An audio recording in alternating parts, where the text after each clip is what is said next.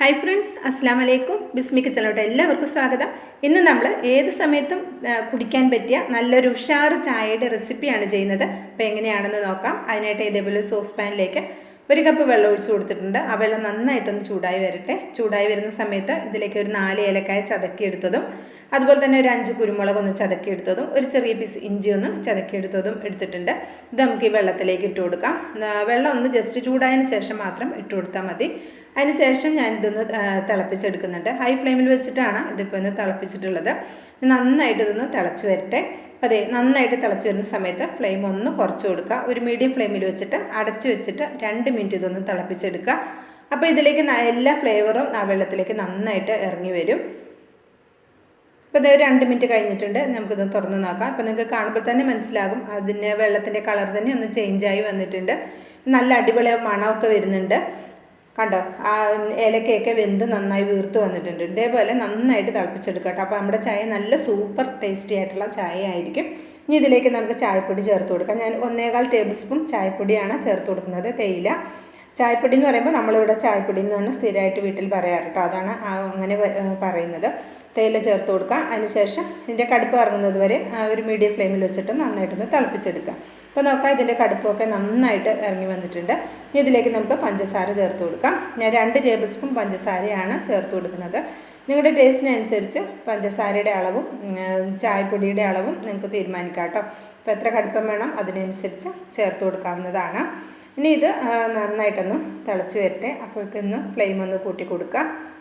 അതിനുശേഷം നമുക്കിതിലേക്ക് പാല് ചേർത്ത് കൊടുക്കണം. പാല് ഞാൻ 1.5 കപ്പ് പാലാണ് ചേർത്ത് കൊടുക്കുന്നത് കേട്ടോ. തിളപ്പിക്കുകയൊന്നും ചെയ്യാത്ത സാദാ പാലാണ്. ഞാൻ കവർ പാലാണ് എടുത്തിട്ടുള്ളത്. പശുവും പാലാണെങ്കിൽ ചായക്ക് കുറച്ചുകൂടി ടേസ്റ്റ് കൂടും. ഇപ്പോൾ 1.5 കപ്പ് പാല് ചേർത്ത് കൊടുത്തതിന് ശേഷം നമ്മൾ വെള്ളം എടുത്തിട്ടുള്ള അതേ കപ്പിൽ തന്നെയാണ് എടുത്തിട്ടുള്ളത്. പാൽ ചേർത്ത് കൊടുത്തതിന് ശേഷം ഹൈ ഫ്ലെയിമിൽ വെച്ചിട്ടൊന്ന് തിളക്കുമ്പോൾ ഏറ്റവും ലോ ഫ്ലെയിമിലേക്കൊന്ന് മാറ്റി കൊടുക്കുക. ലോ ഫ്ലെയിമിലേക്ക് 1 മിനിറ്റ് ഇതേപോലെ ഒന്ന് തിളപ്പിച്ചെടുക്കണം. അപ്പോൾ അതെ, ലോ ഫ്ലെയിമിൽ വെച്ചിട്ട് 1 മിനിറ്റ് നന്നായിട്ടൊന്ന് തിളച്ച് നല്ല അടിപൊളി മണമാണ് വരുന്നത്. നല്ല ടേസ്റ്റി ആയിട്ടുള്ള സൂപ്പർ ചായയാണ്. ഒരു പ്രാവശ്യമെങ്കിലും റെഡിയാക്കി നോക്കണം. ഇനി നമുക്ക് ഫ്ലെയിം ഒന്ന് കൂട്ടിയിട്ട് അങ്ങോട്ട് ഓഫാക്കി വെക്കാം. അതെ, ഫ്ലെയിം ഒന്ന് കൂട്ടി കൊടുത്തിട്ടുണ്ട്. ഇത് ഇങ്ങനെ പൊങ്ങി വരുന്ന സമയത്ത് ഇനി നമുക്ക് ഫ്ലെയിം ഓഫാക്കി വെക്കാം. അതിനുശേഷം ഒന്ന് അടച്ച് വെക്കുക. 1 മിനിറ്റോളം നമുക്കിതൊന്ന് അടച്ച് വെക്കണം. അതിനുശേഷം മാത്രം ചായ നമ്മൾ സെർവ് ചെയ്താൽ മതി. അപ്പോൾ അതെ, 1 മിനിറ്റ് ഞാനൊന്ന് അടച്ച് വെച്ചിട്ടുണ്ടായിരുന്നു. ഇനി നമുക്കിതൊന്ന് അരിച്ചെടുക്കാം. ഞാൻ ഇതേപോലെ ഒരു കപ്പിലേക്കൊന്ന് അരിച്ചെടുക്കുന്നുണ്ട്. ഇതേപോലെ ചായ റെഡിയാക്കി നോക്കിയിട്ടില്ലെങ്കിൽ ഒരു പ്രാവശ്യമെങ്കിലും റെഡിയാക്കി നോക്കുക. തീർച്ചയായിട്ടും നിങ്ങൾക്ക് ഇഷ്ടമാകും. ഒരു പ്രാവശ്യം റെഡിയാക്കി കഴിഞ്ഞാൽ പിന്നെ നിങ്ങൾക്ക് ഇങ്ങനെ തന്നെയാണ് ചായ കുടിക്കാൻ ഇഷ്ടമുണ്ടാവുക.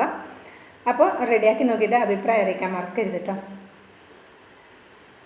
ഇതേ ഒന്ന് അരിച്ചെടുത്തിട്ടുണ്ട്. നിങ്ങൾക്ക് വേണമെന്നുണ്ടെങ്കിൽ മാത്രം ഒന്ന് ആറ്റിയെടുത്താൽ മതി. ഞാൻ ജസ്റ്റ് ഒരു പ്രാവശ്യം മാത്രം ഒന്ന് ആറ്റിയെടുക്കുന്നുണ്ട്.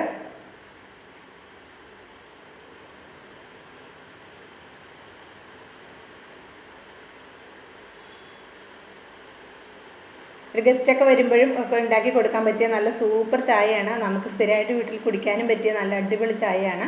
ഇഷ്ടമായിട്ടുണ്ടെങ്കിൽ ഒന്ന് ട്രൈ ചെയ്ത് നോക്കണം. അഭിപ്രായം അറിയിക്കണം. ലൈക്കും ചെയ്യണം കേട്ടോ. ബിസ്മി കിച്ചൺ യൂട്യൂബ് ചാനൽ സബ്സ്ക്രൈബ് ചെയ്താൽ കാണുന്ന എൻ്റെ എല്ലാ കൂട്ടുകാരും ഒന്ന് സബ്സ്ക്രൈബ് ചെയ്തിട്ട് അടുത്ത് വരുന്ന ബെല്ലൈക്കൺ ഒന്ന് എനേബിൾ ചെയ്ത് വെച്ചാൽ മാത്രമേ നമ്മളിടുന്ന വീഡിയോസിൻ്റെ നോട്ടിഫിക്കേഷൻ നിങ്ങളിലേക്ക് എത്തുള്ളൂ കേട്ടോ. ഇൻഷാ അല്ലാഹ് അടുത്ത നല്ലൊരു അടിപൊളി വീഡിയോ ആയിട്ട് വരുന്നത് വരേക്കും എല്ലാവർക്കും നന്ദി, നമസ്കാരം.